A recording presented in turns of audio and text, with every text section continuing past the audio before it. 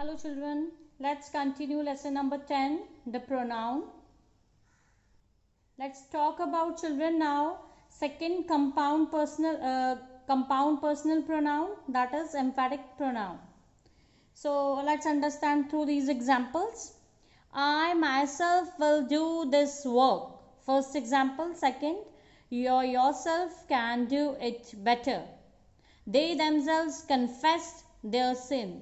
Now, children, these underlined words, these are pronouns, and these are compound personal pronouns, but its kind is emphatic pronouns. Now, children, how they are emphatic pronouns?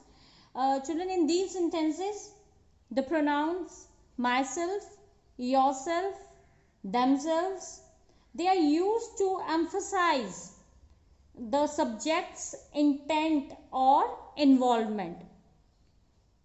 Here the action done by the subject, it does not reflect on the subject. It does not turn back on the subject, but here it shows subject's involvement. They are used to emphasize the subject's intent or involvement. It is used for showing the that it's what is the subject's involvement over here, right? Now you can see your books also. Definition is given here. When compound personal pronouns are used to put emphasis on a particular noun, they are called emphatic pronouns. So children, we have various forms of reflexive and emphatic pronouns over here. You can see in your books. For I, it's myself. For we have ourselves. For you, if it's singular, you yourself. And if we are talking about many people, like plural, it is plural, then we use these pronouns used in place of you. They are yourselves. And for he, we use himself. For she, herself, emphatic pronoun. It's itself, and for they, it's themselves. So now, children, the reflexive pronouns are the pronouns which are used to show that person or a thing does something to him or itself, right? And the action done by the subject, it reflects back on the subject. But emphatic pronouns, they are used to emphasize the subject's intent or involvement, or you can say, in other words, they are used to put emphasis on a particular noun. Okay, now let's talk about the third type of pronoun, that is possessive pronoun. Now we will talk about possessive pronouns, children. So possessive pronouns, they show ownership of something or someone. So they are often used in place of noun phrases, children. So let's take an example.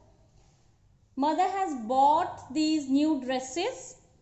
This is mine and that is yours. Now this mine word and yours that is pronoun, it shows possession here, the ownership, children. So these possessive pronouns are the words that show possession. They are used in place of nouns. So examples are mine, ours, yours, his, hers, and theirs. So children, these pronouns, they are generally they come at the end of a sentence. So there we have possessive pronouns also and possessive adjectives also. So there is a difference between these possessive adjectives and possessive pronoun. This is my book. Now this my is possessive adjective, and this book is mine. Mine word is possessive pronoun. So children, like my is used as a possessive adjective in the first sentence, and in the second book, for my book, the word that is replaced is mine. So it is used as a possessive pronoun. Like most adjectives, a possessive adjective is always placed before a noun, but it is not in the case of a pronoun. So the next category is demonstrative pronouns, children. So these demonstrative pronouns, they are used to point out or show the objects to which they refer. Like you can say that they point out some specific things within sentences. Let's take example. This is not something I wanted. Now this word, it is used to point out specific things that is within the sentences, or it's point out or show the object to which they refer. Okay, let's see a few examples in your books. This and these, both these words are demonstrative pronouns, children, and these words are used to show the nearness to the speaker. If the thing is near to the speaker, like if I will talk, this is the clock I bought yesterday. Now this clock is, it is near me, so I'm talking about this clock. This word, it points out, or it's points out some specific thing, right? And these is used for plural. These are the balls which are less expensive. Now balls, these are plural, so in place of this we will use these here. For this is used for singular, and these are used for plural things, right? Then that and those, these pronouns are used for the thing that is at the distance from the speaker, or its remoteness from the speaker. That is not near to the speaker, it is far away from the speaker, it is at a distance. That is the red fort. That is used for a singular thing, and those are used for a plural things. So that is the red fort. That word is demonstrative pronoun. My views are different from those of your brother. Now those, we are talking about views. So those is we are talking about here the views of his brother. So these indicate that is distance from the speaker, and these are demonstrative pronouns. We have we can use such word also, that is used as a demonstrative pronoun. It means of this kind or that kind. It refers to the kind of thing, right? He claims to be friend but is not such. What such? Not such friend. So such word is a demonstrative pronoun, children. Then we have more words like one or ones. We will understand through example. Your shirt is white, mine is a black one. Now we are talking about here a shirt. Your shirt is white and mine is black. What is black? Mine shirt. So this one word is referred to a shirt. So this is demonstrative pronoun. These are 5 poor boys and 10 rich ones. Now this ones refer to boys. Poor boys and rich ones, rich boys. So these are these ones. This ones is also a demonstrative pronoun. Now the next kind is, children, indefinite pronoun.